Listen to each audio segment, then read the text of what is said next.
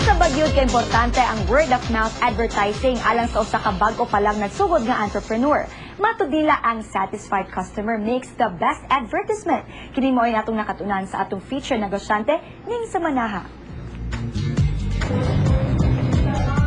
Dugay na empleyado ang Fine Arts Advertising graduate nga si Janine Cañonero Cañares. Una siya nag-sideline ni atong niaging tuig ug made-to-order office uniforms. Sa pagkakusog ini karong tuiga lamang, nakahukom siyang mo-concentrate ni ini ug diri na himugso ang made-of-cloth bags. I really love bags niya. Kanang after anak I think siguro every woman ganahan dyan og bags. So I decided na murag, why don't I make my own bag na lang? Actually, I started with katong mga siguro it's a little amount ra gyud kay I was kuan pa man that time nga murag I start sa siguro mga pila ka pieces nga bag. So I start mga 2,000 to 5,000. So I just kanang bought lang kanang mga fabrics na kanang mga retaso lang nga kanang at least mas cheaper manggod. Mga amiga ang unang kliyente ni Janine. Tugon nila, hinay-hinay nga ni daghan ang iyang orders. Kay lagi, laira ang iyang creations. Personalized ug walay kapareho. Pagkita na ko na murag, it's kanang generating ba nga kanang murag money generating murag naigisuy income ba. So mo to decided ko nga murag kusog man di ay so as long as kanang murag hilig lang yun ni mo niya. Ang the design is unique.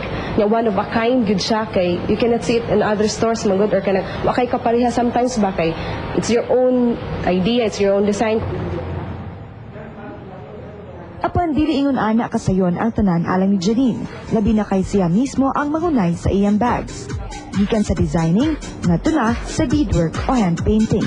Gid sa iyon kay once imuha na gyud nang business kanang labi na imo gyud tanan murag there are really times na kanang late na ka matulog kay you have to finish the order nga dapat i-deliver nimo tomorrow so murag ingana yan nga kay mga designs nga dapat i-prepare sad nimo on hand kay syempre kung mahurot na to tanan imong mga designs dapat pun-ana sa dimong bag-o para mas nindot ba so mo gyud na sleepless nights gyud.